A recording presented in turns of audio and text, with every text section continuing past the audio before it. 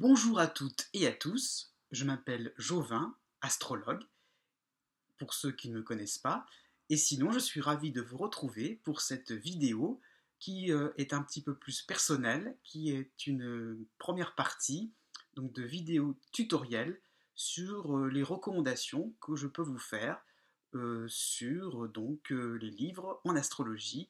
Si vous ne connaissez rien du tout de l'astrologie, ou si vous posez des questions, à savoir par quoi commencer pour avoir des renseignements intéressants concernant, je ne sais pas, une révolution solaire, pour une technique de prévision, pour avoir un livre un peu plus éclairant sur la lune noire, ou un peu plus connaître un petit peu plus l'histoire de l'astrologie. Voilà un petit peu le programme que je vous propose. Il est donc destiné à des gens qui sont plutôt dans le statut d'autodidacte, comme moi, et puis voilà, qui n'ont pas forcément une référence ou qui ne se réfèrent pas forcément à une école bien particulière. Pour commencer, je ne serai pas très original, puisqu'il s'agit tout simplement, donc, pour tout ce qui concerne en première partie, les manuels, les livres pour les débutants, donc pour commencer si vous ne connaissez absolument rien de l'astrologie. Tout simplement, je l'ai eu en livre de poche, hein, donc l'ABC de l'astrologie, donc aux éditions Marabout, de Daniel de Comont-Paoli. Et là, c'est un passage pour moi obligé. Si vraiment vous voulez monter votre thème astral, vous avez dedans les explications des maisons, des planètes, des signes, hein, un petit rappel sur les signes du zodiaque, les différentes parties qui concernent les domiciles des planètes, exil, chute, hein, comment répartir vous-même à la main, ça je reviendrai peut-être là-dessus, à la main donc avec un tampon, comment on faisait avant, hein, donc je précise, je m'y suis intéressé dans les années 90, donc il n'y avait pas encore tous les logiciels que vous trouvez maintenant facilement, donc il y avait aussi l'idée de mettre un tampon et de dresser un petit dessin avec donc les signes du zodiaque, les planètes, les aspects aussi, on vous explique les différents aspects, donc principaux, je précise, hein, et puis bien fait la distinction entre planètes personnelles, planètes de génération. Donc c'est vraiment pour monter un thème de naissance, vraiment pour les débutants. Donc c'était quelque chose qu'on pouvait trouver très très facilement. En complément, hein, là je vais peut-être rappeler un petit souvenir hein, pour ceux qui s'y intéressaient à l'astrologie et qui étaient débutants comme moi dans les années 90, le fameux petit manuel d'astrologie donc d'André Barbeau aux éditions du Seuil. Et puis, oui, disons que c'était formidable parce que vous aviez des petites explications. Plus approfondies, c'est sûr, hein, des petites notions d'astronomie. C'est là où j'ai commencé un peu à m'arracher les cheveux. Sur comment vous dire, le point vernal, ces petites choses-là. On vous explique un peu plus ce qu'est une maison astrologique. André Barbeau l'explique, les rectifications horaires aussi. Il y a vraiment pas mal de petites choses hein, quand même. Voilà. Qu'est-ce qu'un donc aussi un type dans le sens où André Barbeau insiste bien là-dessus par rapport au domaine un peu plus inconscient, psychanalytique. Hein. Qu'est-ce qu'un un individu de type plutonien, de type vénusien, vous voyez, donc par rapport aux planètes qui sont proches des quatre points principaux, hein, milieu du ciel, fond du ciel, descendant et ascendant. Donc à partir de là, quelle personnalité cela peut se dégager. Donc on sort un petit peu du schéma traditionnel des signes du zodiaque. Ça, c'est très agréable. Hein. Donc on est vraiment sur des choses plus, comment vous dire, plus approfondies, et pourtant, ce n'est qu'un petit manuel, c'est quand même pour débutants, donc c'est assez pédagogique. Il y a vraiment tout est traité. Moi, j'ai trouvé ça très très bien. Et pourquoi j'ai donc la deuxième version, voilà, le même, c'est le même, sauf que c'était super parce que vous n'aviez pas besoin de vous procurer tout de suite donc les éphémérides, et donc vous avez donc des éphémérides qui vont jusque à l'époque, qui allaient donc jusque, voilà, 2004. Ça se voit tout petit, là, 2004. C'était formidable, on pouvait faire un début de prévision. On avait donc les éphémérides du Soleil jusqu'à Pluton, et là on pouvait s'apercevoir que il y avait déjà des évolutions. C'était assez sympathique de voir les petites courses des planètes et commencer à se demander tiens, mais qu'est-ce qui peut arriver? Avec en plus tout à la fin donc les maisons. Voilà, hein, c'est un petit souvenir, une petite nostalgie de l'époque où on ne se procurait pas. Et ce que je vous conseille vivement d'avoir, puisque l'informatique c'est bien gentil, mais le jour où vous avez un pépin d'électricité, le jour où il y a tout qui coince dans tous les sens, eh bien vous avez ça, la formule, hein, donc la formule papier. Et ça, je suis désolé, je suis peut-être rétrograde ou à l'ancienne, mais moi, je m'en sers encore parfois pour les horoscopes, hein. Ce genre de choses, ça sert énormément, ça c'est à voir dans les bibliothèques de personnes un petit peu avisées. Voilà, vous voyez bien que c'est 2020, donc vous doutez bien que je vais m'en procurer assez vite quand même, assez vite quand même parce que c'est dans 2 ans. Et ça aussi, c'est important, les tables des maisons. Donc maintenant, pas besoin de vous donner l'édition parce que c'est très très difficile à trouver, mais la version papier. Alors je sais maintenant, c'est de moins en moins, on peut avoir on peut télécharger et imprimer après, pourquoi pas. Mais imprimer, enfin si vraiment rapidement vous avez besoin de quelque chose, vous avez donc les éphémérides, hein, donc ce qu'on appelle les éphémérides. J'avais pris donc Auréas, pour ça je crois qu'ils le font plus vraiment. Je me suis renseigné sur leur site internet, mais ils ne le font plus vraiment sous format papier. Maintenant, c'est à télécharger, mais pourquoi pas. Mais voilà, gardez-vous-en une copie, un archive papier, puisque vous avez maintenant jusqu'à 2050, 2100. Et puis une table des maisons, là je pense que ça peut se procurer facilement. Donc, j'ai pris en francs pour vous dire. De The Rosicrucian Fellowship. Donc oui, ça veut dire en gros qu'il n'y a pas beaucoup d'éditeurs qui le font, puisque vous avez donc sur les États américains, d'accord, hein, mais en France aussi. Donc les latitudes, hein, c'est ça l'idée d'une table des maisons, c'est qu'en fonction des latitudes, voilà, ça vous donne les 6 maisons principales, donc les 6 autres maisons, enfin bref, je donne le détail, mais c'est intéressant parce que ça vous apprend aussi à monter un thème astral à la main. Donc il y a aussi dans mes recommandations de livres, la recommandation de savoir vous débrouiller avec vos petites mains. Ça c'est important, l'ordinateur ça ne fait pas tout. Donc dans les ABC, hein, vous voyez donc toutes ces choses-là, ABC, si vraiment vous n'arrivez pas à vous procurer ces anciens livres, je crois qu'il y est encore édité, mais bon, voilà, celui-là aussi je l'aime bien. Donc comment comprendre votre horoscope de Germaine Hollet. Effectivement, c'est une autre approche, mais qui est très très proche, qui est donc très très similaire, on va dire, à l'ABC de l'astrologie. J'ai trouvé qu'il y avait quand même des ponts, hein. Peut-être pas évident, mais quand même un petit peu. Là, on est peut-être plus dans l'astrologie humaniste, c'est sûr. Justement, moi j'y tiens beaucoup à cette école-là d'astrologie. Vous donnant un petit peu donc la personne principale le principal astrologue qui m'a intéressé là-dedans. Et oui, donc ça ramène des notions d'astrologie un peu plus holistique, on dit un petit peu plus humaniste, hein, mais bon, vous avez un peu tout dedans, c'est bien aussi. Une autre école, française cette fois-ci, donc vraiment j'ai bien aimé, il est assez récent, Didier Colin. C'est aussi un livre qui résume et qui approfondit, donc un peu moins pour les maxi débutants, mais quand même, vous avez tout expliqué, les signes du zodiaque. Moi, j'ai trouvé que ce livre a été très très bien conçu. Didier Colin est donc un astrologue qui est un peu réputé pour des horoscopes qu'il faisait dans les magazines, hein. C'est vrai qu'il a un petit peu sa notoriété, mais je ne me suis pas laissé impressionner par ça. Je l'ai lu comme une personne, comme un astrologue voilà, lambda et comment dire expérimenté.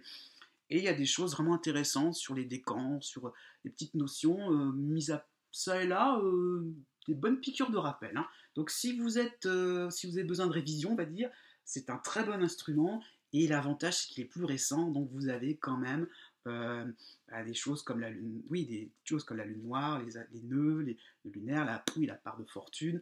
Donc vous avez quand même des petites choses un peu plus récentes. Ça vous met, c'est une bonne mise à jour. C'est assez intéressant. Moi, j'ai bien aimé. Il est intéressant. Bon. Pour la partie sur les livres un peu plus techniques. Eh bien, alors là, voilà, ça c'est le livre. Alors là, par contre, c'est le livre que j'ai trouvé vraiment indispensable, qui a changé beaucoup de choses vraiment dans mon parcours, très très très éclairant. Donc c'est coécrit hein, par Leila Raël, mais c'est aussi donc l'un des derniers livres de son vivant, hein, donc de Dan Rudyard. Et là, franchement, donc, je n'ai mis qu'un seul livre de lui dans ma liste, mais donc il y en a d'autres en fait que je lis, hein, que j'ai bien sûr lu, mais je veux dire, donc je me sers encore parfois, mais celui-là c'est vraiment capital. Pourquoi? Parce qu'il y a une introduction mais complètement éclairante. Là vraiment, bon, faut s'accrocher, c'est vrai. Là, on passe à un autre bah, c'est pas de la lecture pratique quand même, bien que. Mais vous avez vraiment quelque chose que je défends à fond. Enfin, je me suis vraiment reconnu là-dedans. C'est par exemple un carré, par exemple, parce qu'on parle des aspects astrologiques, on va préciser le titre. Donc les aspects astrologiques. Enfin, si enfin tout le monde pouvait être un peu sur cette même longueur d'onde, par exemple, un carré ne traduit pas un malheur en astrologie. Ce sont des choses toutes bêtes, et pourtant, quand on approfondit bien, pourquoi un carré vous met dans une épreuve, pourquoi un carré plutôt vous donne un obstacle, donc par rapport à dans votre vie, hein.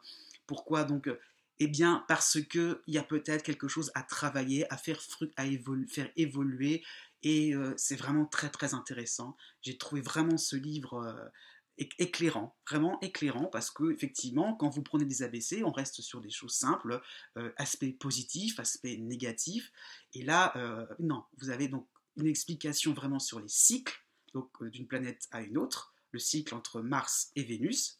Donc, quand Vénus et Mars se rencontrent, qu'est-ce qui se passe? Quand Vénus s'éloigne un peu plus de Mars, ça forme un sextile, qu'est-ce qui se passe?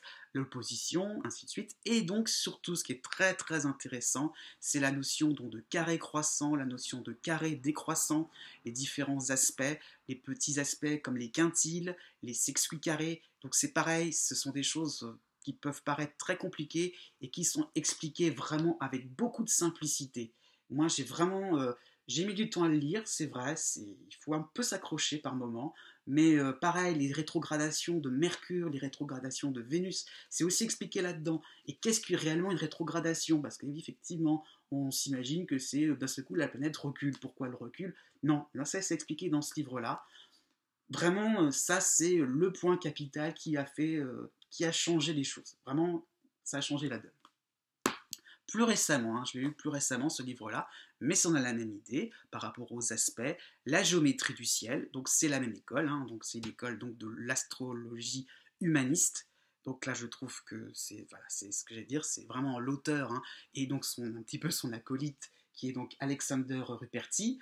Quand même, ça a été coécrit par Marie-Ève Cavaignac, mais donc la géométrie du ciel, vraiment un livre aussi indispensable. Donc, si je dis géométrie, il faut que je vous explique un petit peu plus de quoi il en retourne. Mais vous avez ce genre de petits symboles. Vous avez donc les planètes qui sont situées les unes des autres. Voilà, en gros, voilà, ces petites choses-là, les configurations. Voilà. Hein, ça, c'est important que vous sachiez bien de quoi il en retourne. On explique le fameux iode, le doigt de Dieu. Ces petites choses-là, c'est assez bien expliqué, et parfois c'est expliqué un petit peu. Ça se chevauche, hein, les sujets un petit peu, et je trouve que là il y a des petites nuances un peu plus faciles à comprendre, un peu plus pertinentes, je trouve, que chez Denrudia. Qu'est-ce qu'un stellium, voilà, un amas planétaire, enfin voilà, c'est vraiment aussi un livre intéressant. Alors, un peu plus original, parce que je vous conseille un livre un peu moins connu, donc tout ce qui concerne la synastrie. La synastrie, donc c'est donc le thème, enfin c'est justement l'étude de thèmes, hein, le thème relationnel, et le titre est assez trompeur, je trouve, les astres et le destin amoureux, donc on se dit c'est forcément un livre qui va parler que des amours. Certes, ça parle beaucoup du destin amoureux, dans le sens est-ce que vous êtes en harmonie avec votre partenaire amoureux, et en fait une bonne partie du livre qui explique justement que la synastrie ne sert pas qu'à cela, elle sert aussi à voir le relationnel de manière plus générale. Donc c'est bien aussi, effectivement, vous voyez si vous êtes en phase avec une personne que vous convoitez, ou je ne sais pas, ou votre partenaire, ou quelqu'un de votre famille, tout simplement. Mais il y a vraiment une approche aussi un peu plus générale sur les éléments. Moi, ça m'a fait une petite piqûre de rappel à ce moment-là sur les éléments, eau, terre, effectivement. Votre thème de naissance peut être plus marqué par la terre. Peut-être que votre partenaire, bien que, je ne sais pas, du signe du cancer et donc d'un tempérament plutôt type air, terre et air, ça va peut-être pas coller. Donc voilà, ce genre de petites choses explique qu'il y a des apparences un peu trompeuses et bien sûr l'étude des aspects aussi entre les interaspects. Donc entre le thème A et le thème B, le thème X et Y, par exemple, et tout ce qui est aussi les thèmes composites, c'est-à-dire l'étude, les mi-points à cheval entre les deux thèmes de naissance. Donc ce livre-là était édité au Canada, donc c'est la synastrie de Penny Thornton, voilà, vous voyez peut-être bien, voilà. Donc c'est aux éditions Le Jour éditeur. C'est pareil, si vous pouvez le procurer, c'est pas mal. C'est pas mal. Il y en a d'autres, bien sûr, mais c'est pas mal. Par contre, alors, les maisons astrologiques.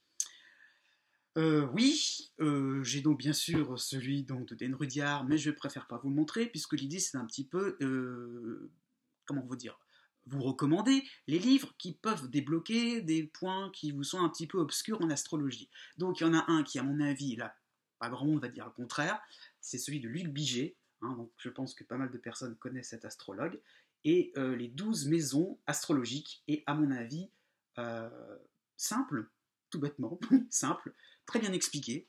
Euh, là, moi, ce que j'ai vraiment apprécié, c'est qu'il traduit, enfin, oui, il traduit, en fait, votre thème de naissance par les maisons, enfin, je veux dire, c'est un petit peu les symboles, il traduit les symboles qu'il peut y avoir donc, dans des maisons astrologiques, mais par axe, et ça, c'est très important, ça veut dire que la maison 1 est avant la maison 2, la maison 3, d'accord, mais surtout, la maison 2 est en relation avec la maison 8, l'ascendant est en relation avec le descendant, le milieu du ciel est en relation avec le fond du ciel. Donc c'est traduit par, je ne sais pas pourquoi j'ai traduit, mais donc c'est en fait expliqué par axe. Et donc vous avez un peu le détail des petits exemples. Oui, ça j'ai fait une petite parenthèse. Les exemples, c'est bien gentil. Je fais exprès de ne pas trop vous donner de livres avec des exemples parce que j'ai toujours pensé que c'était des béquilles et que le but c'est plutôt de se lancer. Donc c'est très bien fait parce que c'est juste quelques exemples et pas forcément tout donné dans le détail. C'est pour ça que le livre est assez condensé, mais en même temps bien, bien costaud. Je veux dire, c'est assez simple. Vraiment, on a une vision des choses un peu plus éclairée, un peu plus séparée. C'est un petit peu comme le livre sur les aspects de Den Rudyard. Ça vous éclaire un peu plus sur des notions pas toujours évidentes. L'astrologie, c'est pas forcément quelque chose dont on est à l'aise de prime abord. Ensuite, la partie un peu plus intéressante, si vous avancez un peu plus dans l'astrologie, c'est sûr. Donc là, pareil, là, j'ouvre une grande porte ouverte, mais je le trouve très intéressant. Donc c'est prévoir par l'astrologie. Donc là, Catherine Aubier, là, c'est pareil, je me suis senti très à l'aise avec ce livre parce qu'il m'a conforté dans beaucoup d'intuitions, beaucoup de petites réflexions dont je me suis faites. Quand on avance un peu en astrologie, on se doute un peu, on commence à prendre, on a une petite opinion. Donc là-dessus, il est très très bien fait. Pourquoi? Parce que c'est pareil, c'est synthétique. Vous avez donc les transits, les différents transits des planètes lentes, des planètes rapides. Alors ça, elle insiste beaucoup là-dessus, Catherine Aubier, et je suis entièrement d'accord là-dessus. C'est que les planètes plus lentes vous donnent une tendance générale. Voilà, pas parce qu'Uranus va débarquer, je ne sais pas, dans un point précis de votre thème, qu'il va forcément déboucher sur un événement particulier. Par contre, si Uranus plus Mercure, une planète rapide, plus une rétrogradation de Vénus, arrivait au moment d'une nouvelle lune, là par contre, l'événement, il peut être un peu plus facile à dater. C'est pour ça, elle vous explique plutôt que vous n'avez pas forcément à vous inquiéter. Voilà. Il y a aussi l'idée qu'il y a un petit peu l'image du petit caillou dans la chaussure, ça j'ai beaucoup apprécié. Effectivement, le petit caillou dans la chaussure, c'est parfois un trigone, parfois donc un aspect facile à vivre. Donc vous ne faites rien, il ne se passe rien, parce que tout est facile pour vous, donc vous ne faites rien. un trigone d'Uranus, même pourquoi pas. Hein, la planète Uranus vous facilite la vie, tout va naturellement bien. Et par contre, quand il passe au carré, et la même situation, la même, parfois, sans aucun événement particulier, devient complètement infecte. Donc, c'est un peu expliqué comme ça, le petit caillou dans la chaussure, d'un seul coup, vous allez le sentir, et il va devenir complètement impossible à supporter. Voilà, il va falloir retirer ce petit caillou dans la chaussure. Alors que, pourquoi d'un seul coup? Parce que peut-être du trigone, on passe à l'opposition. Donc, tout simplement, ou au carré.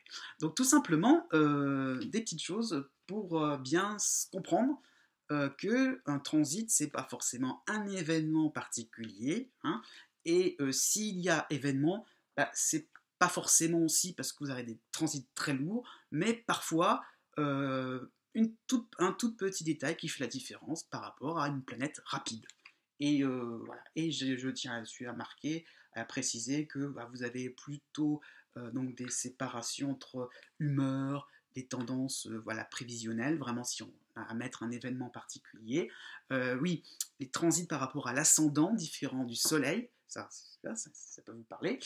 Et puis des témoignages, vraiment beaucoup d'exemples aussi. Hein. Je ne l'ai peut-être pas assez mis en valeur là-dessus, mais il y a plein d'exemples de personnalités, ou pas. Il n'y a pas forcément les personnalités, mais pas mal de thèmes. Hein. Donc, pour vous montrer un petit peu ce genre de... le thème de Den Rudyard, voilà, on y est, tiens. Comme quoi, un petit clin d'œil.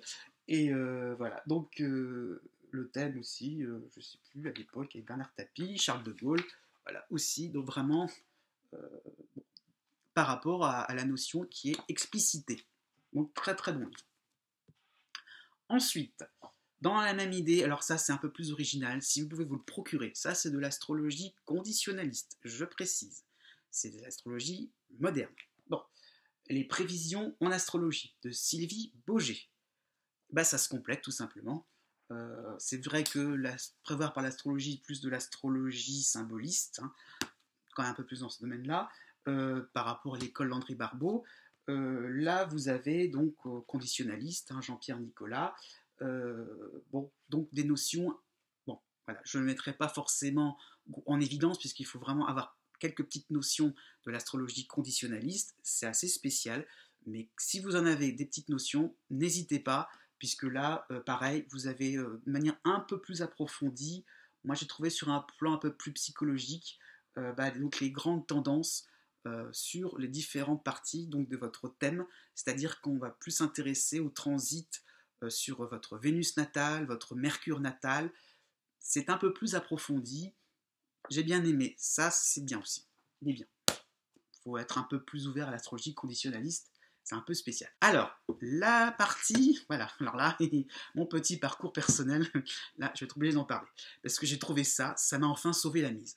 Je n'avais jamais trouvé vraiment de livre, sincèrement, sur les révolutions solaires, qui était assez méthodique et surtout pas déprimant, parce que je suis désolé, je ne vais pas vous le montrer, mais il y a un livre que j'ai acheté, que j'ai regretté d'avoir acheté, il me déprime parce que ça ne traduit forcément que des événements, et je vous dis pas, si Mars est à l'ascendant, le moment de votre révolution solaire, ou Mars est carré, je ne sais plus, avec Saturne, alors là, vous avez un accident de voiture dans les minutes qui suivent. Donc, moi, je suis entièrement contre ce genre de vision des choses. Et j'ai enfin trouvé ça. Ce livre-là, donc de Louis Lassine, donc cours supérieur d'astrologie, technique prévisionnelle. Alors, je ne vous cache pas que je vous le mets parce que c'est surtout la partie donc révolution solaire, hein, donc qui est tout au début. Donc, vous avez des tableaux d'explication. Enfin, des tableaux d'explication, j'ai pu le trouver. Donc, et puis aussi les superpositions la maison 2 de transit, hein, pardon, maison 2 de révolution qui vient sur la maison 4 de natale. Donc qu'est-ce que ça donne les différentes parties, donc les différents transits. Enfin, voilà, ça n'a pas forcément, si je vous le montre, ça n'a pas forcément changé grand-chose. Il n'est pas très... visuellement, il n'y a pas grand-chose, mais c'est surtout le contenu, c'est sérieux. Parce que, ouf, c'est sérieux. Enfin, quelque chose qui peut... oui, vous éclairer un petit peu. Je ne vous cache pas que ça me fait des petites piqûres de rappel aussi pour étudier une révolution solaire. Par contre, c'est ça aussi, j'ai oublié de parler de mon parcours personnel parce que j'ai commencé il y a quand même pas mal d'années avec ce petit livret. Réussir vos prévisions annuelles par l'astrologie, donc de Pierre Lassalle. Donc c'est de l'astrologie holistique, donc assez proche de l'astrologie humaniste. Donc générale, holistique, hein, dire prendre la personne dans son ensemble. Bon, Je me suis arraché pas mal de cheveux, de touffes de cheveux avec ce livre. Sincèrement, il est très bien fait, mais surtout pas à commencer par ça. Donc surtout d'abord ça, hein, d'abord celui-là, et éventuellement ou d'autres, hein, mais voilà, mais d'abord priorité quand même, parce qu'il est bien fait, hein, mais il vous explique pas mal de choses. Sur les décans aussi, j'ai vraiment très bien apprécié cette démarche moderne des décans. Les aspects, on a une petite piqûre de rappel sur les aspects. Qu'est-ce qu'on regarde en premier enfin là, comment vous dire, par rapport à Pierre Lassalle, donc là, comment vous dire, la conception enfin, d'une idée de révolution solaire, de révolution lunaire aussi, c'est évoqué, hein, donc par mois, eh bien en fait, ça ne peut pas être autre chose que votre thème de naissance. Ce qu'il y a déjà inscrit dans votre thème de naissance est plus ou moins activé, voilà, activé, oui, en fonction d'une révolution solaire. Donc ça vous évite d'avoir une vision un petit peu trop superstitieuse, j'allais dire, hein, un petit peu trop fataliste. Donc non, on se réfère à votre thème de naissance. Et ça, je trouve que c'est bien. Enfin, ça détend. Pourquoi? Parce que tout simplement, bah, vous dites que on ne peut pas aller au-delà du potentiel de mon thème de naissance. Donc, euh, on peut aussi, hein, bien sûr, comment vous dire, bien sûr qu'il y a eu des choses, il parle d'accidents à un moment dans des exemples, hein, il y a pas mal d'exemples de thèmes, hein. Ouais, on a un petit rappel aussi, vous voyez, la disposition des planètes dans le zodiaque, donc pour une révolution solaire. Bon, il y a plein mal de choses, hein. Alors vous avez aussi la technique aussi, les calculs, si vous êtes un bon mathématicien, donc pour avoir le jour et heure exacte de votre anniversaire, donc tout à fait très bien. Mais bon, maintenant avec les logiciels, là je vous cache pas, on n'a pas trop envie de s'embêter. Mais bon aussi, donc les petites techniques de prévision, c'est bien fait, hein, je ne vais pas en dire du mal, pas du tout, mais c'est ardu, ardu, ardu. Il faut s'accrocher. Donc là-dessus, donc les livres un peu plus techniques, ça, pareil, j'ai enfoncé une porte ouverte, mais forcément, là, si vous étudiez La Lune Noire, donc de René Leboeuf, là, c'est sûr, euh, bon, il y a pas mal de gens qui en parlent hein, aussi, donc hein, bon, là, je vais être à faire court. La Lune Noire avec les trois autres points qui comptent, hein. Donc, voilà, vous avez donc Priap en opposition de la Lune Noire, le premier carré, le carré décroissant, petites choses comme ça qui rappellent un petit peu les aspects de Den Rudyard. Tout ça, c'est vrai que ça se rejoint. Très bien fait, vraiment très très bien fait. C'est clair, au moins il y a des exemples aussi, hein. Et puis donc oui, par croix, pareil, c'est un petit peu comme Luc Biget, hein, c'est fait intelligemment par croix. Donc effectivement, puisqu'on parle d'opposition carré, automatiquement, vous avez donc la lune noire en signe, moins la lune noire en maison, mais bon. Et donc, comment on peut déraper, hein, la lune noire, c'est assez ambigu, donc comment on peut déraper avec l'influence de la lune noire. Bon. Par contre, alors là, ça c'est beaucoup plus récent, et je trouve que c'est pareil très très intéressant. Chiron, donc un livre qui vous complet, complet sur Chiron. Certainement qu'il y en a d'autres, hein, mais vraiment j'ai bien aimé. Donc Zen B. Stein, hein, donc, aux éditions Somme Le Hameau. C'est sûr que là, tout est expliqué, la découverte de Chiron, donc dans les années 70. Il y a donc deux versions, hein, en fait, c'est complet parce qu'il y a plusieurs. Cette personne-là ne s'est intéressée que, c'est un astrologue que de Chiron, hein, quasiment, ça l'a vraiment parcouru toute sa vie. Et bon, j'ai très bien apprécié puisque il y avait donc, moi j'aime bien ce genre de choses, on montre qu'on s'est parfois un peu trompé, qu'on rectifie, qu'on modifie, qu'on évolue, que l'astrologie n'est pas une science fixe, figée. Donc justement, moi j'aime bien, bon entendeur salut, les évolutions donc, dans l'astrologie.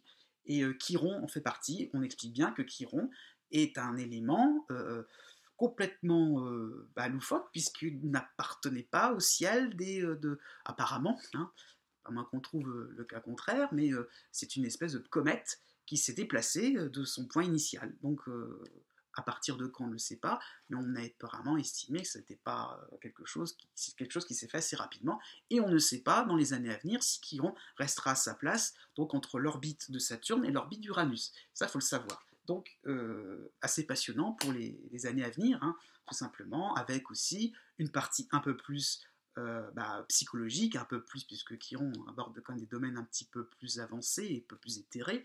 Donc, c'est sûr, vous avez donc la partie interprétation en maison, voilà. Et puis, finalement, on ne sait pas. Chiron, vous voyez donc une espèce de centaure.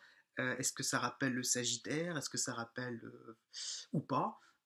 Est-ce que Chiron, voilà, avec la petite clé, hein, bon, voilà, il y a pas mal de petites choses qui restent en suspens aussi, donc on n'a pas forcément la réponse encore maintenant. À quel signe peut-on vraiment rattacher Chiron, le Sagittaire ou autre, puisqu'apparemment il défend plutôt que c'était la Balance. Mais il a des doutes, cet auteur. Hein, donc, bon, c'est quelqu'un qui a donc beaucoup œuvré pour une astrologie moderne et récente. Donc, j'ai bien aimé. J'ai bien aimé. Après, donc, vous avez les livres qui concernent plus donc le approfondi. Hein, donc, bon, oui, moi j'aime bien aussi cet auteur, hein, parce qu'elle n'a pas fait que l'astrologie, elle a fait la graphologie. Donc, Sylvie Chermé-Carrois. Donc c'est aux éditions de Très Daniel Poche, mais je crois qu'il y a aussi en livre, voilà, en livre grand format. Donc si ça vous intéresse, l'astrologie médicale, il y a des notions, pareil, c'est assez complet, il y a des exemples, il y a pas mal de... Bon, je dis que j'aime moins, mais on revient sur les exemples. Donc voilà, Jupiter, quand il est en cancer, qu'est-ce que ça donne? Jupiter en lion, qu'est-ce que... Voilà, bon, ça peut être... c'est vrai que c'est assez spécial, l'astrologie médicale, donc oui, on peut pas trop non plus jouer avec le feu, j'ai envie de dire. Donc avoir des exemples, c'est bien. Mais vous avez donc un petit rappel, puisqu'elle a fait donc un petit livret en format PDF d'astrologie karmique, qui est aussi intéressant. Et donc petit clin d'œil, j'allais dire, sur les nœuds lunaires, sur la lune noire. On voit bien qu'elle est plus inspirée d'astrologie karmique, effectivement. Donc, donc je vois le signe du taureau, on rappelle donc les signes astrologiques, les planètes, donc mais une vision un peu plus médicale. Et puis donc il y a des domaines un peu plus abordés sur l'énergétique. Voilà. Donc c'est complet, moi j'ai bien aimé. Franchement, pareil, si vous voulez commencer par ce genre de livre, on est tranquille parce qu'il n'y a pas vraiment de scénario catastrophe. Hein. On ne vous a pas vous expliquer que vous allez avoir le cancer du bras droit et que dans 15 jours vous allez mourir. Non. Enfin, voilà. Ce genre de livre, ça vous sort de ce genre de bêtises. Pas d'autre mot. Ensuite, là, c'est pareil, un indispensable, le que sais-je de l'astrologie. C'est m'a un petit peu éclairé quand même, hein, puisque donc, vous avez l'histoire de l'astrologie, et puis les fameux sujets qui portaient à l'époque. Hein, c'est donc été fait par Suzel Fuso-Brecht, j'écorche pas le nom, donc aux éditions que sais-je, hein, oui. Et puis c'est PUF hein, normalement, hein, presse universitaire, hein, je crois. Donc oui, presse universitaire de France, oui. Et donc vous avez l'histoire de l'astrologie principalement, et le sujet qui était à l'époque, hein, parce que ça date de 1995, mais bon, l'édition, mais bon, un petit peu plus ancienne, je crois, le livre hein, en lui-même. Vous avez donc les fameux statistiques hein, qui vous expliquaient que si vous aviez donc Mars en près de votre milieu du ciel, vous étiez forcément un sportif. Les statistiques montraient que vous étiez plus un sportif. Et si vous avez Saturne près de votre milieu du ciel, vous avez de très très grandes chances d'être un scientifique, un grand savant. Donc voilà ce genre de statistiques qui prouvaient l'efficacité de l'astrologie et qui remettaient à plat les rationalistes.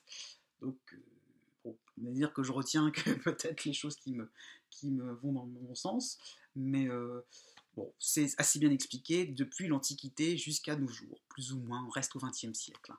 Donc c'est sûr, c'est pas... Voilà, je vous dis, j'ai acheté ça, je crois que je l'avais acheté en francs, donc francs français, donc je pense que je prends un coup de vieux d'un coup, je pense que il y a peut-être une nouvelle version, mais... Alors, plus récemment aussi, un auteur que je prends avec des pincettes, parce que je précise, c'était à ses débuts. Hein. Peut-être qu'il ne l'écrirait pas de la même façon. Bon bref, il est bien fait, très sérieux, authentique. Donc, les origines de l'astrologie de Denis Labouré. Et là, vous allez me dire, bah, bien sûr, bah non, c'est pas celui que je préfère comme auteur, je vous le dis franchement. Mais bon, là, c'est clair, ça m'a bien renseigné récemment, un peu plus récemment, aux éditions du Rocher, donc édité par un bon éditeur, hein, c'est sûr.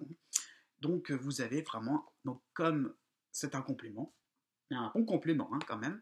Vous avez donc l'origine du zodiaque, l'origine des signes, les étoiles. Ça, j'ai bien apprécié donc les étoiles. Alors, pourquoi vous avez donc euh, pourquoi le zodiaque a commencé à 0 degré du bélier. Donc c'est par rapport à une étoile fixe qui est Aldébaran. On vous explique ce genre de choses. Donc le temps de distance par rapport à Aldébaran, donc l'étoile qui était à l'époque dans la constellation du Taureau, voire peut-être assez proche, si je dis pas trop de bêtises, assez proche du bélier. Donc, c'est assez vraiment très intéressant. Oui, la partie sur l'Égypte. Et puis donc tout ce qui peut être astrologie traditionnelle, c'est quand même son domaine de prédilection.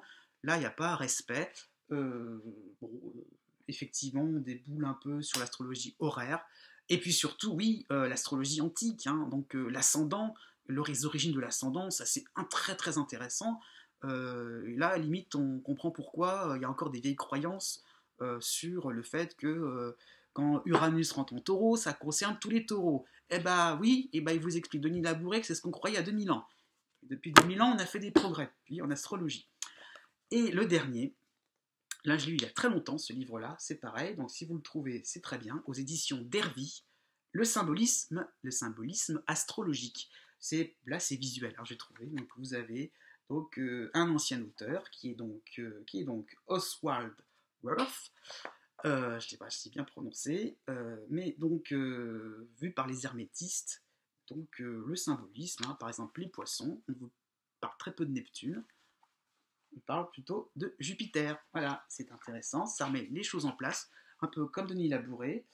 Vous avez ce genre de choses, c'est visuel, c'est surtout visuel, mais en même temps, il y a du texte à côté, ancien, le scorpion est martien, bien sûr, plutonien éventuellement. Donc, oui, Verseau et le Verseau est donc, comment vous dire, saturnien. Enfin, il y a plein de choses. Donc, c'est donc l'étude des signes astrologiques, je précise, pas forcément des planètes, mais les éléments sont montrés. Il y a un peu de rapport à l'alchimie. C'est bon, si vous êtes intéressé par l'alchimie, ça peut être un tremplin, pourquoi pas, c'est pas mon cas. Mais oui, les différents types, oui, quand même les différents types qui se rapprochent un peu au visage, enfin, morphologie, les morphologies, ça, moi, je m'y intéresse beaucoup. Je pense que c'est assez vrai. Voilà, par exemple, vous avez le type lunaire. Voilà ce que ça donne, un petit dessin. Il y a d'autres manuels pour ça, mais j'ai bien aimé le type saturnien. Voilà, et un petit rappel. Et à côté, c'est visuel. J'ai bien. Bon, maintenant sur Internet, on trouve plein de choses, mais ce livre-là, à l'époque, fin des années 90, tout le monde n'avait pas Internet à l'époque, donc ne rigolez pas. Voilà, on avait quand même ce petit genre de livre qui permettait d'avoir une vision. Ça fait revoir les fondamentaux. C'est bien parfois.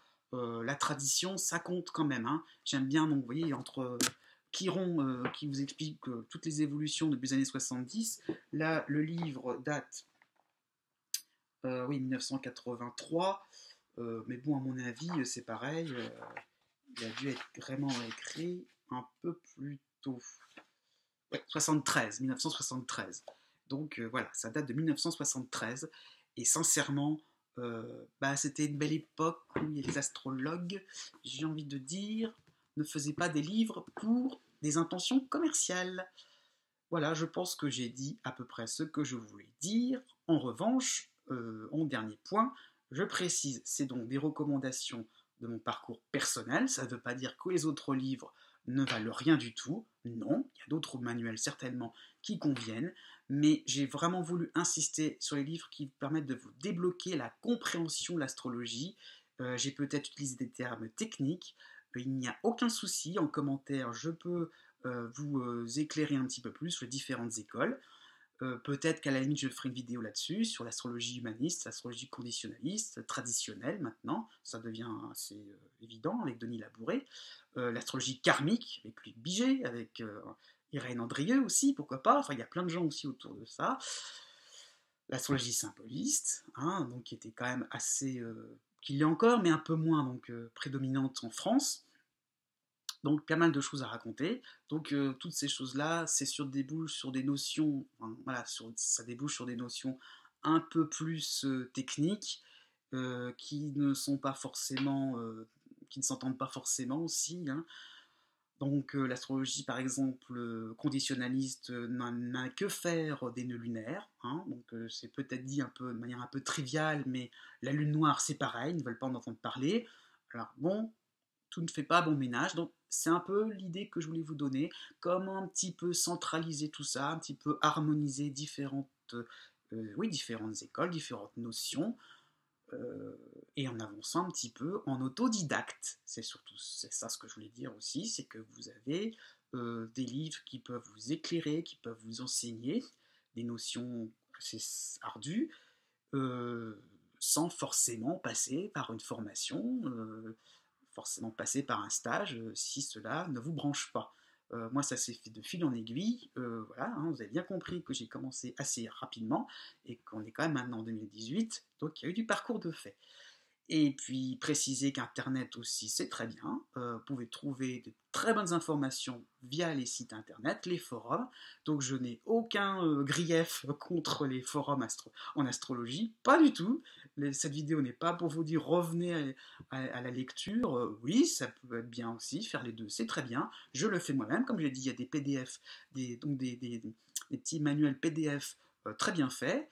Euh, bon, il faut vivre avec son temps, tout simplement. Donc pas besoin non plus de vous dire il faut absolument se procurer, ou alors aussi, euh, parce que ça je l'ai fait aussi, c'est pour ça que je ne peux pas tout vous montrer, mais donc allez aussi dans les bibliothèques, hein, vous serez très surpris de voir qu'il y aura peut-être un ou deux manuels, même que je vous ai montré, hein, un ou deux manuels, qui sera à votre disposition. Prenez des notes, hein, donc pas de photocopiage barbare, de recopier hein, quand même, mais donc peut-être que le livre entier ne vous plaît pas, vous ne sentez pas à l'aise dedans, mais un chapitre va vraiment bien vous parler. Dans l'histoire de l'astrologie aussi, il y a un très bon livre, j'ai oublié le titre, peut-être que je le mettrai par rapport à toute la longue description que j'ai faite, hein, dont je vais faire aussi en bas en dessous de la vidéo, hein, je mettrai bien sûr toutes mes références, mais je le rajouterai aussi, c'est sur l'histoire de l'astrologie, je crois que c'est le titre du livre, hein, mais je l'avais consulté en bibliothèque, il est très bien fait aussi. C'est une mine, mais bon, je crois que ça fait quand même un bon paquet donc, de pavés, donc bon, je pense que je me suis abstenu un peu à cause de cette raison-là. Peut-être que je me le procurerai, que j'achèterai à ce moment-là. Voilà, donc les piqûres de rappel, les livres qui vous mettent au goût du jour, c'est bien aussi. C'est bien aussi, on peut avancer, peut-être que vous me regardez et que vous avez plus de 15 ans d'expérience en astrologie, mais pour penser que parfois revenir aux fondamentaux, c'est très bien, hein. Je reviens un petit peu sur ce genre de livre de Didier Colin. Moi, il m'a un petit peu bluffé parce que je croyais bien connaître certaines notions de base, et puis finalement, bah, il m'a un peu fait revoir des choses d'une manière un peu plus claire, un peu plus méthodique. Parce que dans ma tête, c'était peut-être pas si évident et si limpide que cela. Donc on évolue, et j'espère que cette vidéo vous aura permis de vous y retrouver. Donc à la limite, faites pause si j'étais un peu rapide, prenez le temps de bien voir ce qui vous intéresse, ce qui vous manque aussi, si vous n'êtes pas débutant et que vous cherchez un complément, vous êtes un peu entre vous dire hein, je n'ai pas abordé toutes les variantes de l'astrologie, il y a plein de choses encore, c'est mon parcours, c'est ce que je peux vous montrer, en espérant que vous êtes plus au clair sur cette vidéo.